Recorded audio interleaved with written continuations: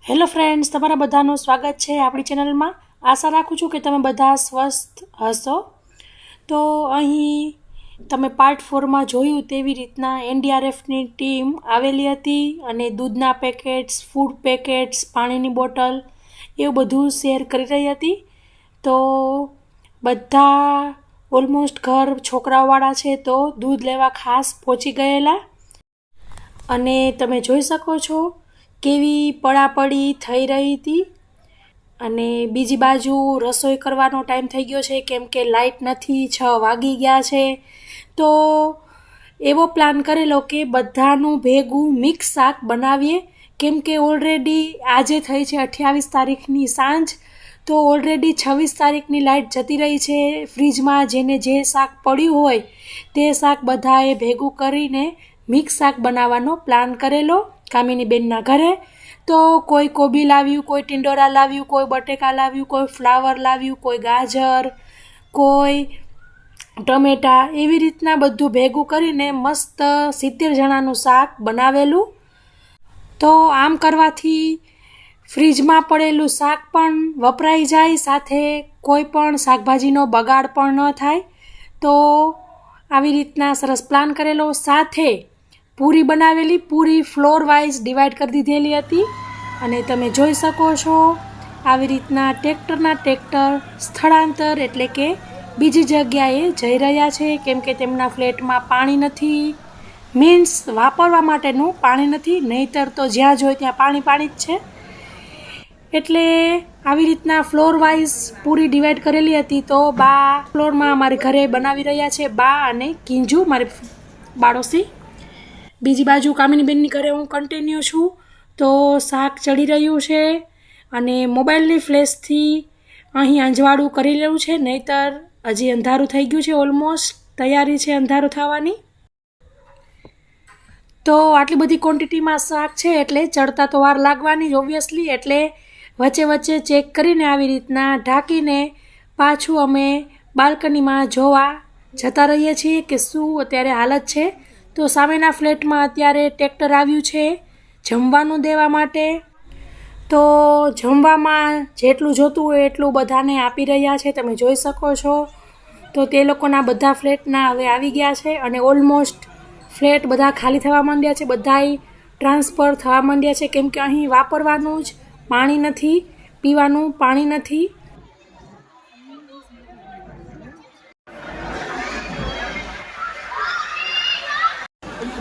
ત્યાં બધા ટ્રાન્સફર થાય છે ને,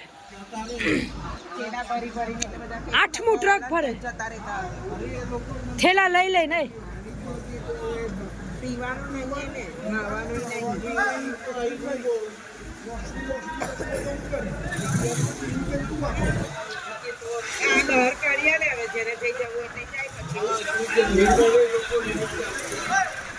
તો તમે જોઈ શકો છો વડીલો, નાના છોકરાઓ બધાય સામાન લઈને નીકળી પડ્યા છે.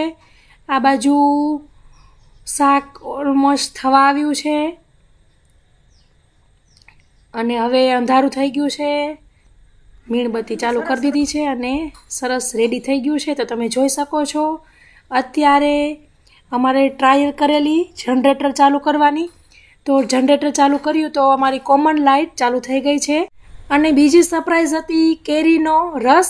તો લાઇટ 26 તારીખની જતી રહી હોવાથી ફ્રીઝરની અંદર બધાએ સ્ટોર કરેલો કેરીનો રસ હવે ધીમે ધીમે ઓગળવા માંડ્યો હતો. તો અત્યાર સુધી તે સરસ બરફના ગંઠા જેવો હતો, પણ હવે જો લાઇટ હજી 2 દિવસ ન આવે તો બગડી જાય. તેના કરતાં બધાએ વિચાર કરેલો કે આપણે તેનો યુઝ કરી લઈએ.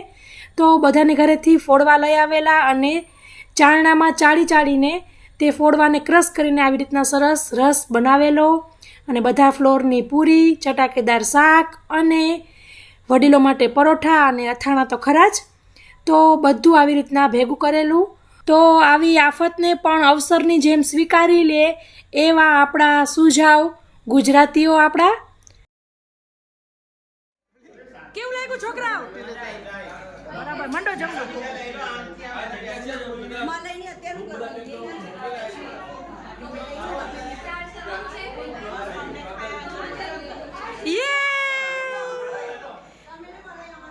મજા આવી ને? કેવું લાગ્યું? વાહ ખાઓ.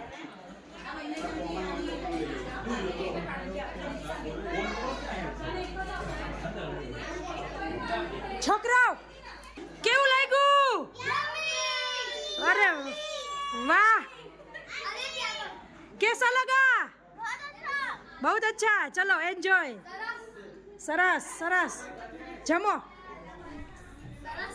તો આવી રીતના એક બાજુ છોકરાઓ ને આ બાજુની સાઈડ સિનિયર સિટીઝન બધા બેસી ગયા છે જમવા, વડીલો. અને જનરેટર ચાલુ કરેલું હોવાથી કોમનમાંથી પાવર સપ્લાય આવતો હોવાથી બધાના ફોન આવી રીતના તમે જોઈ શકો છો દુકાનમાં લાગ્યા હોય એવી રીતે ચાર્જ થવા લાગ્યા છે. કેમ કે 26, 27 ને 28મો દિવસ છે. 2 ઓલરેડી દિવસ થઈ ગયા છે. બધા મોબાઈલ વગરના છે અને જ્યાં જુઓ ત્યાં ચાર્જ થઈ ગયા છે. ઉપર અગાસીમાં અડધા ફ્રેન્ડ્સ જમી રહ્યા છે. હાય ચલો. તો આવી રીતે કંઈક અલગ જ અને એકદમ બધા ભેગા થઈને જમવાનું નક્કી કર્યું હોવાથી કંઈક ખાસ જ ઉર્જા મળેલી અને બધાને એકબીજાને હિંમત મળેલી. તો આવી રીતના સંપ રાખવો ખૂબ જરૂરી છે.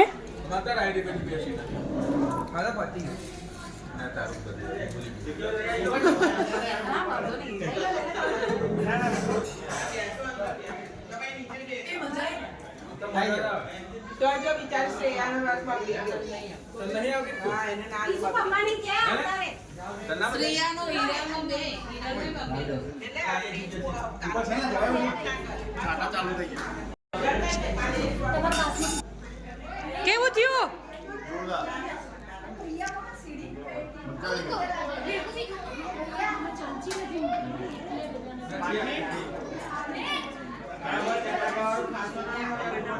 તું થાય પકડ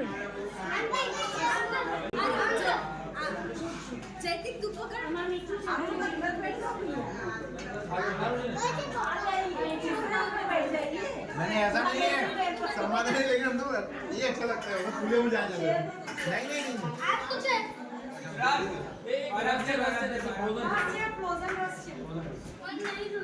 तो મને આપી દો થોડા બધા ફોટા ઉભા છે નીચે લઈ જાઓ ચપ્પલ કાઢી મજા આવી જાય ચાલો બધા લઈ જાઓ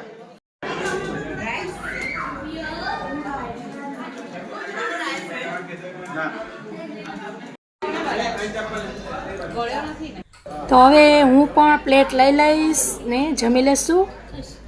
તો આવી રીતના સવારમાં વઘારેલી ખીચડી જમ્યા, અત્યારે મિક્સ શાક, રસ, પૂરી જમ્યા.